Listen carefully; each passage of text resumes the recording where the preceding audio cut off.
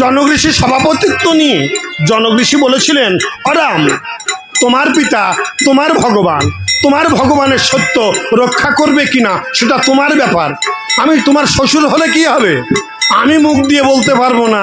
রাম, তুমি পিতার সত্য ভঙ্গ করে অযোধ্যায় ফিরে যাও। ভরত দেখলেন রামচন্দ্র আর ফিরবে না। ভরত ডেকে কয়, দাদা। কয় কি? কয় যদি তোমার কাছে কিছু চাই তুমি আমারে দেবা। কয় কি চাইস? কয় দাদা তোমার এই খড়ম দুখান আমারে দেবা। কয় খড়ম নিয়ে কি করবি? কয় তুমি তো দেশে যাবা না, আর আমি অযোধ্যার বুকে যাব, কিন্তু রাজপুরী আমি যাব না। আমি অযোধ্যায় সরজুর তীরে নৈমিষ ক্ষেত্রে আমি নূতার কুটির বেঁধে সিংহাসনে স্থাপন করে তোমার ওই চরণ যুগল সিংহাসনের পরে রেখে তোমার মতো জটা বা আকল পরিধানিত হয়ে আমি 14 বৎসর যাবৎ তোমার ওই চরণ পাহারা দেব। তবে আমার একটা কথা দাদা। কয় কি? কয় 14 বছর পূর্ণ হয়ে যদি একটা দিন বেশি হয় না, তুমি অযোধ্যায় যে কিন্তু তুমি ভরতরে আর পাবা না। আমি সরজুর বুকে আমি প্রাণ বিসর্জন দেব।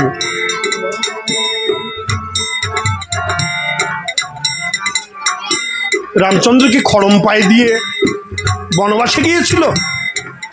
না, একটা ধুতির মাঝখান থেকে কেটে একসে পরা আর একসে গলার পরে চির বসন মাঝখান থেকে সেরা অর্ধেক পর একটা ধুতির আর অর্ধেক গলার পরে দিয়ে বনবাসে গিয়েছিল সন্ন্যাসীর বেশ। খড়ম পেল কোথায়? এই যে চিত্রকূট পর্বতের পরে যত মুনি ঋষিরা বাস করে, মুনি ঋষি পত্নীরা যারা, মুনির স্ত্রী কন্যা এরা যারা, রামচন্দ্র তো চিত্রকূট পর্বতের পথ দিয়ে ঘুরে বেড়াতো, আর ওই ফল ফুল পেড়ে পেড়ে খেত, আর ওই কমল চরণ দিয়ে না কাঁটার খোঁচা লেগে রক্ত ঝরত। মুনির পত্নীরা দেখে কুশ দিয়ে দুখানা খড়ম তৈরি করে রামচন্দ্রের কাছে নিয়ে বলেছিল, প্রভু গো, আমাদের তো দেওয়ার মতো কিছু নেই, আর আমাদের বলতে আমাদের কিছু নেই, তা দুখান ওই খড়ম তৈরি করেছিলাম, তুমি নেবে? তোমার ওই চরণ দিয়ে তো রক্ত ঝরে, তাই এই দুখান খড়ম তৈরি করেছিলাম, তুমি নেবে? মুনি ঋষির পত্নীরা রামচন্দ্রের চরণ মুছিয়ে ওই খড়ম পরিয়ে দিয়েছিল। সেই খড়ম আজ আবার ভরত কয়, দাদা তুমি আমারে দাও। ভরত বলেছে, দাদা। রামচন্দ্র কয়, খড়ম দেব না। কয়, দাদা তোমার মুখে শোনা আছে, তুমি বলেছিলে গৃহস্থের দুয়ার হতে ভিখারি কিংবা কোনো অতিথি যদি শূন্য হস্তে ফিরে চলে যায় গৃহস্থের অকল্যাণ হয়, খড়ম দুখান আমারে দাও। রামচন্দ্র খড়ম ভরতের মাথায় তুলে দিলেন। অলক্ষণ, ওরে যে ভাই 14 বছর ধরে দাদার খড়ম পাহারা দেয়, ওরে তার মতো কি ভাই হয়? অলক্ষণ,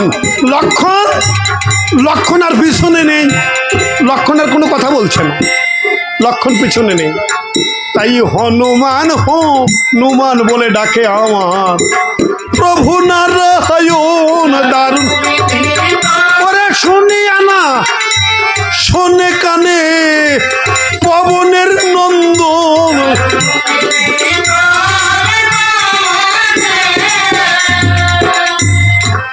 হনু বলে কেন ডাকো রাম? ওরে গোলকের গোসাই, ওরে তুমি যারে ডাকো দয়াল সে এখানে না,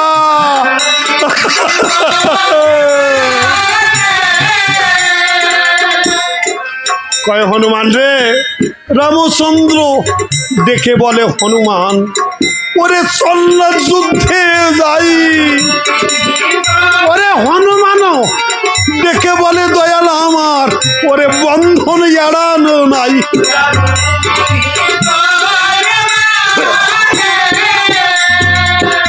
বলে এই যজ্ঞ করো না গো হরি, তুমি এই যজ্ঞ করো না,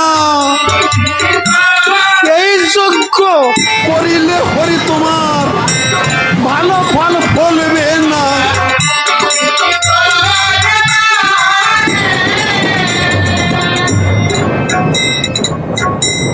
প্রভু রামচন্দ্র হনুমানকে ডেকে বললেন, হনুমান রে, তুই যুদ্ধে না গিয়ে থাকলেও থাকতে পারবি, কেননা তুই আমার ভক্ত, কিন্তু আমার ছোট দুটো ভাই রণস্থলে পড়ে আছে, ওরে আমাকে তো যেতেই হবে, আমার ভাইয়ের কাছে তো আমি যাবই।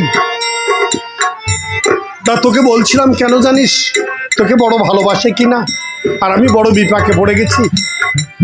একটা কাজ কর, ওরে 3 দেশে আমার 3 জন মিতা আছে, লঙ্কায় আছে বিভীষণ, কিষ্কিন্ধায় আছে সুগ্রীব, আর সিঙ্গাপুরে আছে গুহক চণ্ডাল। আমার এই বিপদের কথাটা ওদের কাছে তুলে ধর, ওরা কিছু সৈন্য কিছু অস্ত্র দিয়ে যদি আমায় সহযোগিতা করে, এই যুদ্ধে আমি জিতলেও জিততে পারি, জানা বাবা। হনুমান বলেছে, প্রভু গো, তোমার এত বড় বিপদ আর আমি যাব না, এই কখনো হয়? ওরে প্রণাম করিয়া হনুমান করিল গমন, ওরে লঙ্কাপুরে যেয়ে হনুমান দিল দর্শন। ওরে লঙ্কাপুরে যেয়ে হনুমান, লঙ্কাপুরে যেয়ে ডেকে বলে, কোথা মিত্র বিভীষণ, বিপাকে পড়ে পাঠিয়েছে রাম রাজীব লোচন। সসৈন্যেতে অযোধ্যাতে করা হো গমন, এই আমি কিষ্কিন্ধাতে করিলাম গমন। ওরে কিষ্কিন্ধায় যে ডেকে বলে, কোথা সুগ্রীব রাজন, ওরে বিপাকে পড়ে পাঠিয়েছে রাম রাজীব লোচন।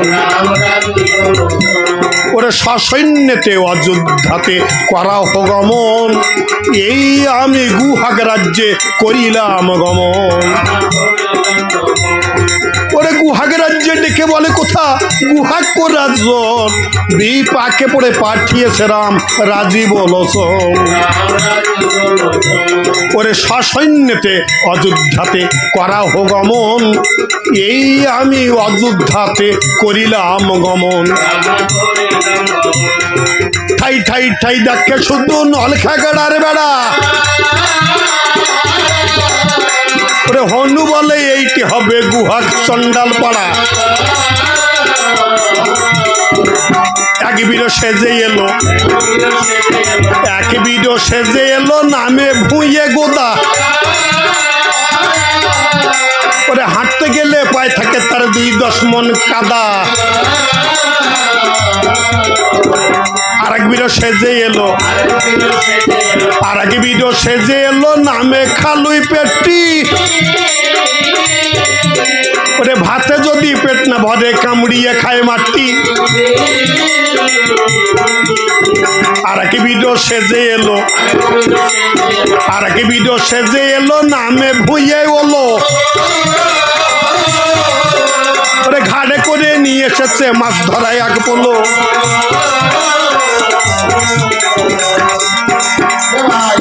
ভাই হ্যাঁ নাচতেছি।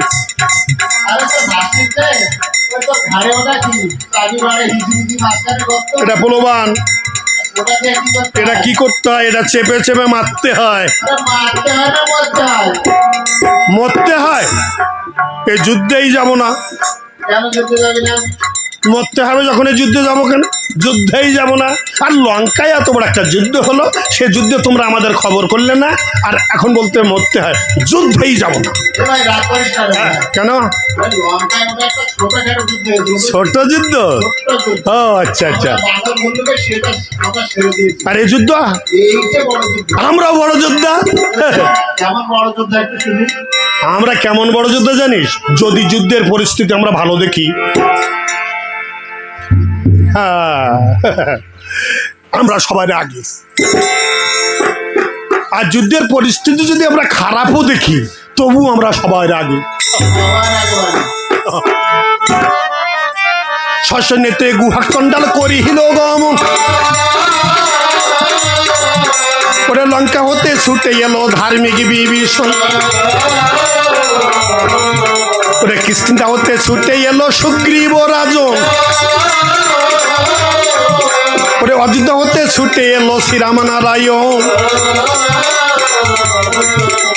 সসৈন্যতে রামচন্দ্র ভাগীরথী পার হলো, ওরে তপবনের রণস্থল ঘিরিয়া বসিল। রাম সৈনিক যারা অস্ত্র হাতে তারা রণস্থলের চারিপাশে অস্ত্র হাতে করে সব সীমান্তে বসে গেছে। এদিকে সীতা মায়ের দুটি সন্তান যুদ্ধের অবসর পেয়ে মা কেমন আছে দেখবে বলে ওরা কুঠিরে ছুটে চলেছে। সীতা মা দূর থেকে দেখতে পায় লবকুশি দুটি ভাই ছুটে আসছে, তাই দেখে সীতা মা ডেকে ডেকে বলেছে, এসো এসো। হ্যাঁ হ্যাঁ,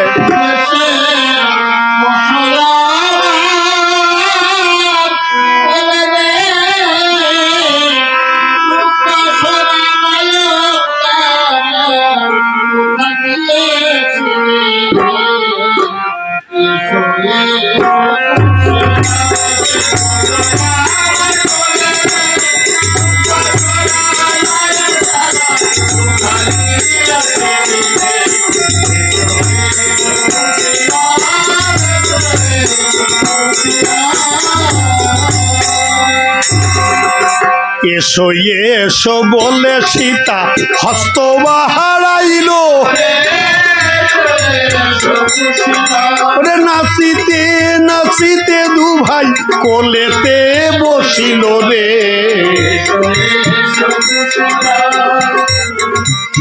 এই যে মা নামে এই জাতিটা, এই যে মা নামের এই জাতিটা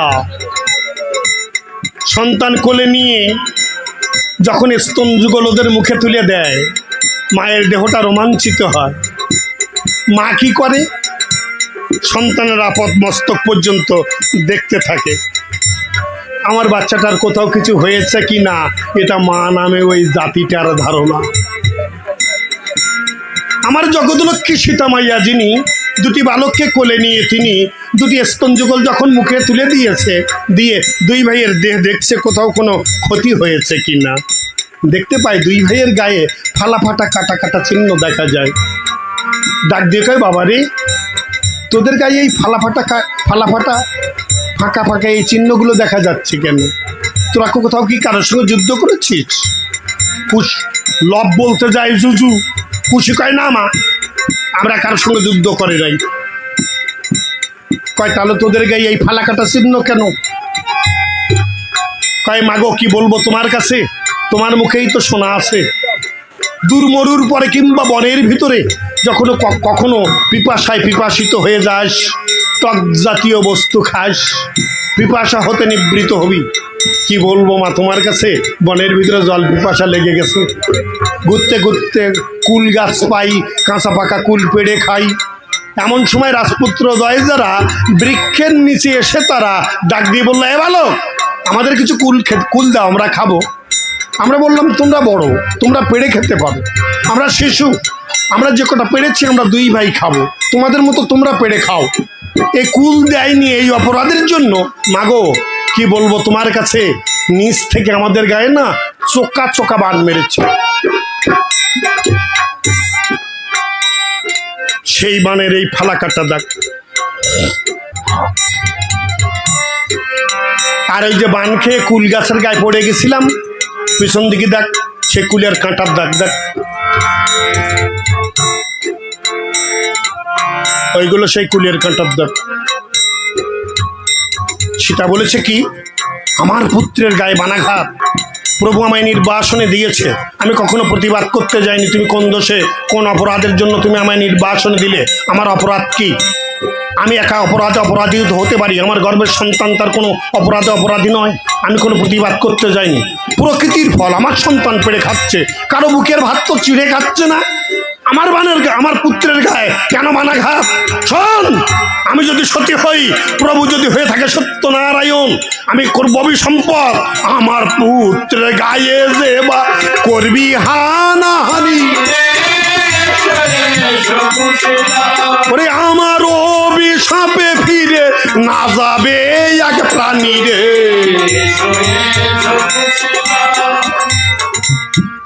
লব ডাক, খুশি ডাক দেখে দাদা, সত্যি কথা বলো না মিথ্যে কথা বলে রে? মিথ্যা কথা ভালো, যদি সাজিয়ে গুছিয়ে বলা যায়। আর যদি ধরা পড়ে যায় তাহলে তো পিঠের চামড়া থাকবে না। ভাই দেখ, তুই কিন্তু কোনো কথা বলবি না, তুই এই কেবল জুজু জুজু করে ঠেলে উঠিলি। প্রায় মায়ের সাথে মিথ্যা কথা বলতে হ্যাঁ, মায়ের সঙ্গে মিথ্যে কথা বলবো? ওই সময় মায়ের সঙ্গে বলে নাকি? প্রায় ধরা পড়ে গেছিলাম, তুই জুজু জুজু করে ঠেলে ওঠার কি দরকার? মা প্রায় ধরে ফেলিল। শোন ভাই, আমার একটা কথা শোন, তুই কিচ্ছু করবি না, কিচ্ছু বলবি না, যা করতে হয় আমি করব, যা বলতে হয় আমি বলবো। পিছন দিক থেকে তুই শুধু ঘাড় নাড়িয়ে যাবি, ভাই যা কইছে ওটা ঠিক। তাহলে এবার থেকে আমি তাই। হ্যাঁ তাই কর তুই। প্রায় আমরা ধরা খাইলাম ভাই, মনে থাকবো তো? হ্যাঁ, মনে থাকবে। ডাক দেখায় আমা, কয় কি? কয় তোমার বাবা যাখানা জিনিস না তার কইয়ে না। কয় কেন, আমার বাবা তোদের কি করেছে? কয় তোমার বাবা নিমন্ত্রণ বাটির লোক দেখাইয়ে বনের ভিতরে নিয়ে, কয় এ ভাই, এই বনের ভিতরে যত কাঁচা পাকা ফল পাবি তোরা পেড়ে খাবি, মুনি ঋষিদের পাহারা দিয়ে রাখবি, মারে দেখবি, খবরদার মানুষ যেন কোনো কষ্ট না পায়, ঠিক মতো খেতে দিস। তোমার বাবা যা জিনিস না। সীতা বলেছে লবকুশি, কেননা মেয়েরা কিন্তু বাবা মায়ের নিন্দা সহ্য করতে পারে না। মেয়েরা পরের ঘর করতে আসে, এটা সত্য কথা। যে সংসারের পরে আসে সে সংসারে বাঁধির মতো খেটে চলেছে, সন্তানের মা হবে, সংসারের কার্যবিধি করবে। মেয়েরা এটা বলে, তোমার সংসারে থাকি আমি, কাজ করেছি আমি, অপরাধ করলে আমি করেছি, মানলে তুমি আমায় দুঘা মারো, আমার বাবা মার নামে তুমি কথা বললে কেন? আমার বাবাকে তোমার কোলের ভাত কাড়িয়ে খাইছে। মেয়েরা দেখবেন পিতার এত বড় আদরের হয়, পিতার ঘর থেকে যদি একটা কুকুর ছানা এসে মেয়ের ঘর দরজায় দাঁড়ায়, মেয়ে থালায় করে নিয়ে ওরে খাতি দেয়, কেননা আমার বাবার কাছে থাকে, আমার বাবারে ও দেখে রাখে। মেয়েরা এত বড় আদরের হয়। পিতা মাতার নামে নিন্দা যখনই শোনে, মেয়েরা তখন নাগিনী রূপ ধারণ করে, তখন কাল সাপের মতো উঠে দাঁড়ায়, প্রতিবাদ করতে দাঁড়িয়ে যায়। লবকুশি হাত জোড় করে কয়, মা বড় ভুল হয়ে গেছে, মা বড় ভুল হয়ে গেছে, তুমি আমায় ক্ষমা কর মা, বড় ভুল হয়ে গেছে মা, ক্ষমা কর। তোর পিতার নামে আর কখনো কোনো দিন কোনো কথা বলবো না। কয় দাদু বলে গেছে কি জানিস? কয় কি? কয় মারে দেখে রাখবি, যে কটা ফল এনে দিয়েছি ওই ফল কটা তুই খা, কালকে আবার ফল নিয়ে আসবো। হ্যাঁ, আর আমরা কিন্তু মুনি ঋষিদের পাহারা দিতে চললাম। ওরে মায়ের চরণে প্রণাম করে তখন করি, মায়ের প্রণাম করে ওরে করিল গমন, ওরে তপবনের মাঝে যে তাই দিল দর্শন। রাম সৈনিক যারা সশস্ত্র হাতে, তারা চতুর্দিক থেকে তারা বরুণ বাণ ত্যাগ করেছে। যখন বরুণ বাণ ত্যাগ করেছে, দুই ভাইয়ের কণ্ঠ পর্যন্ত জলে পরিপূর্ণ হয়ে গেছে। দুই ভাই জলের ভিতরে পড়ে হাবুডুবু হাবুডুবু হাবুডুবু করছে।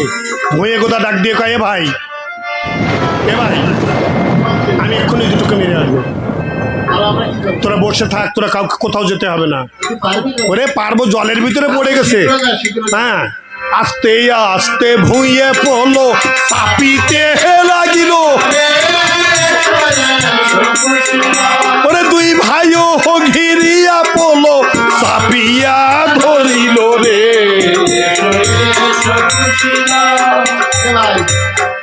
দুটে পড়ে গেছে, দুটে পড়ে গেছে। হ্যাঁ দেখেছি, দুটে পড়ে গেছে। চেপে ধরে রাখ। একেতে পোলোর নিচে, তাই জলের তলায় চেপে ধরে রেখেছে দুই ভাইকে। মা মা বলিয়া দু ভাই কাঁদিয়া উঠিল, ওরে কোথায় আছিস জগৎ লক্ষ্মী, তোর সন্তান মারা গেল রে। ওরে বিদেশে বিপাকে যদি মায়ের সন্তান মারা, ওরে পাড়া পড়শি জানুক না জানুক আগে জানে মারে। সীতামা লবকুশি বলে মায়ের প্রাণ কেঁদে উঠেছে। মা মা বলে দুই ভাই জলের নিচে কাঁদছে। সীতামা ধরিত্রী মাকে ডেকে বলেছ, মা তোমার বুকে আমি জন্মিয়েছিলাম, আমার দুটি সন্তানকে তোমার বুকে ছেড়ে দিয়েছি, আমার দুটি সন্তানকে তুমি রক্ষা করো মা। পোড়োর নিচ থেকে ধরিত্রী দিদা হয়ে গেছে। লবকুশি দুই ভাইকে টেনে নিয়েছে। নিয়ে ধরিত্রী মা ডাক দিয়ে বলেছে, ভাই আমি তোদের মায়ের মা, আমি তোদের দিদা, কাঁদছিস কেন? হ্যাঁ আয় আমার কাছে, আমার কোলে আয়, কাঁদছিস কেন? এদিকে ভুঁয়ে গোতা ডাক দিয়ে কয়ে, ভাই এইবার কি ভোলো টান দেবো নাই? কি তোরই মানে কি ব্যাপার? কেন? হ্যাঁ ও আচ্ছা, তাহলে একটু দূরে রাখলাম। আস্তে আস্তে ভুঁয়ে পড়লো যখনই, ওরে কুশি বলে লব দাদা গো গাতলো রে। এদের যত বানের সন্ধি হয়ে গেছে জানা, আটকাইয়ে রাখে দাদা প্রাণেতে মারে না রে। ওরে প্রথমেতে এলো যুদ্ধে যত চণ্ডালগুণ, ওরে অগ্নিবাণে চণ্ডালগুণকে করিছে নিধন রে। চণ্ডাল যদি পড়লো যুদ্ধে এলো রাক্ষসগুণ, ওরে ঐশিক বাণে রাক্ষসগুণকে করিছে নিধন রে। রাক্ষস যদি পড়লো যুদ্ধে এলো বানর গুণ, ওরে 10 বাণে পড়লো গিয়ে বালির নন্দন রে। ব্রহ্মা জালে আবদ্ধ হলো পাবনের নন্দন, ওরে ব্রহ্মাস্ত্রে মারা গেল ঠাকুর লক্ষণ রে। যুদ্ধের পরিস্থিতি শেষ, রামচন্দ্র একাই রণস্থলের পরে দাঁড়িয়ে আছে। লবকুশি ডাক দিয়ে বললেন, রাম রঘুবংশে বাতি দেওয়ার জন্য তুমি দেশে ফিরে যাও। ও ফিরে যাও রাম,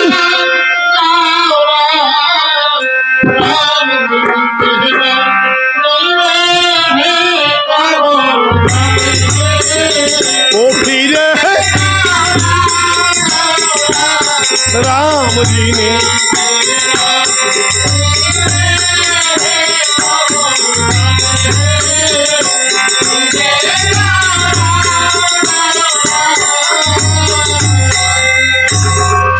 রামচন্দ্র রেখে কয়, বালক তোমরা মনে হয় আমার বীরত্বের ইতিহাস শুনলে তোমরাই এমনি এই বন ছেড়ে পালিয়ে যাবে। রাম বলে, এক বাণে আমি বধিলাম তারকা বীর।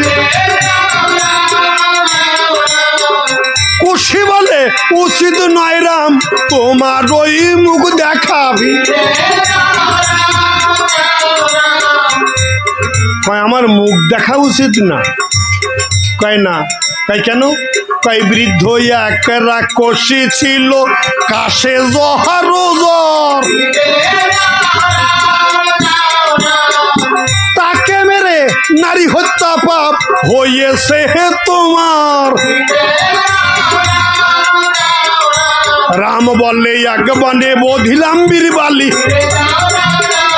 কুশি বলে, নিজ হাতে মুখে দিলে কালি। তোমার ধন হরে নাই, পুত্র মারে নাই, লাইনে রাজ্য ধন। সোরা যুদ্ধে কেন তারে মারলে নারায়ণ? বলেছে, বলো তোমাদের কথায় তো যুক্তি আছে, বলো। রামচন্দ্র কয়, তোমরা মনে হয় আমার গুণের ইতিহাস শুনলেই বন ছেড়ে পালিয়ে যাবে। আরে বাবু, এটা কি ডাঁড়িমাঝিদের গুণ না আমার দেহের গুণ? আরে যে সময় বেরিয়েছিল, যখন তখন এগুলো কি বের করা যায় নাই? এটা ভক্তি রসের ব্যাপার। ওরে রাম বলে, পদস্পর্শে পাষাণী মানবী হলো হিরে। কুশি বলে, মিথ্যা কথা কেন তুমি বলো ফিরে কয় আমি মিথ্যা কথা বললাম? বলেছে হ্যাঁ। অহল্লা ব্রাহ্মণী গৌতম ঘরণী সাপেতে পাছানি ছিল ফিরে ওরে তোমার চরণ স্পর্শে মানবী হওয়ার কথা ছিল ওরে রাম বলে ওরে পদস্পর্শে কাষ্টের তরি সোনা ওরে কুশি বলে এক কান ছাড়া রাম আর তো পারিলে না ডেকে কয় রামচন্দ্র আমার মনে হয় ওটা তোমার চরণের দয়ায় নয়। আমরা রামায়ণ পড়েনি বা রামায়ণ দেখেনি এ কথা বলো না। আমরা দাদু আশ্রমে রামায়ণ পড়েছি এবং রামায়ণ আমরা দেখেছি। কি হয়েছিল জানো? তাই কি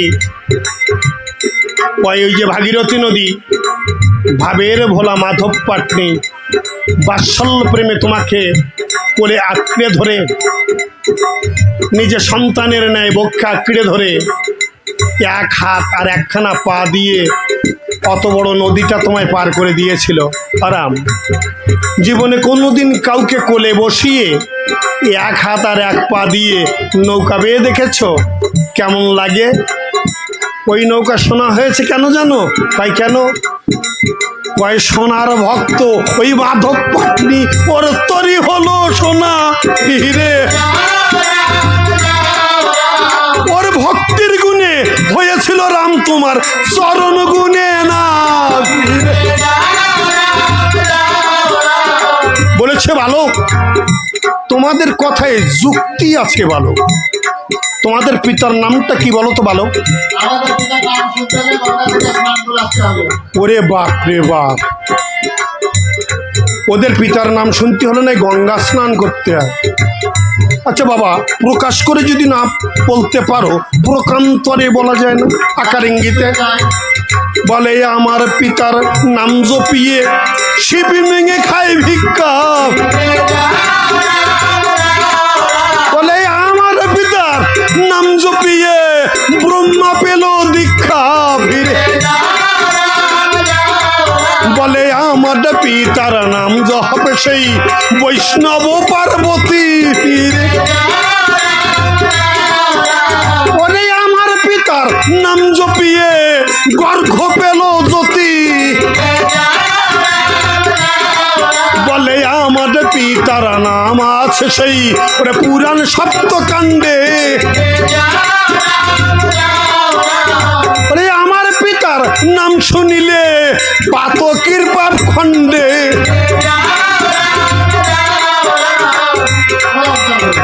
বলো বালক,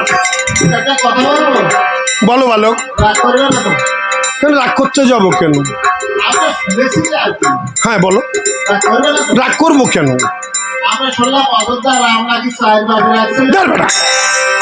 দেখেন কথা আবার বলাই নাই, রাগ করবেন না তো, রাগ করবেন না তো, কথার ভাব দেখিয়েছেন।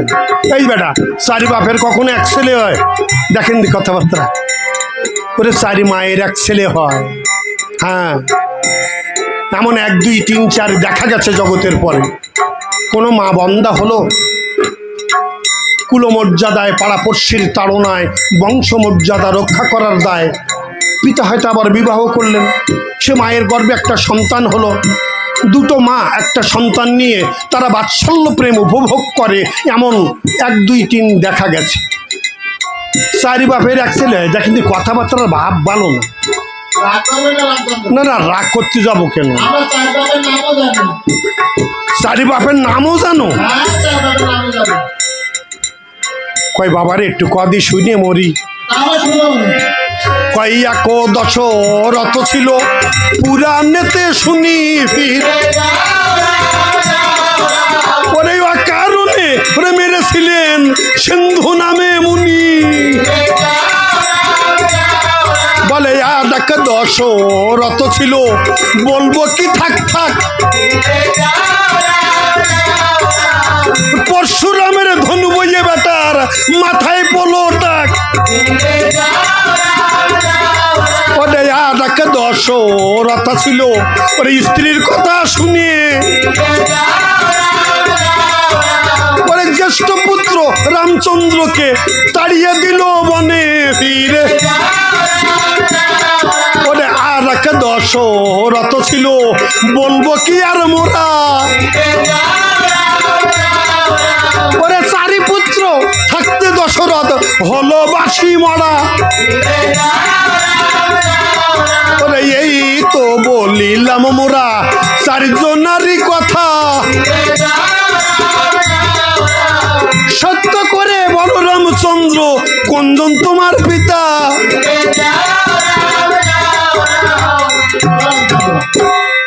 বলো বালক, এই 4 নাম্বার ভিতরে কত নাম্বার আপনার পিতা? দেখেন নাম্বারে লাগাইছি আবার। এই 4 জনের ভিতরে তোমার পিতাটা কত নাম্বারে ব্যাড পড়িছে? রামচন্দ্র ডেকে কয় বালক, একটা দশরথের 4টি কর্মকে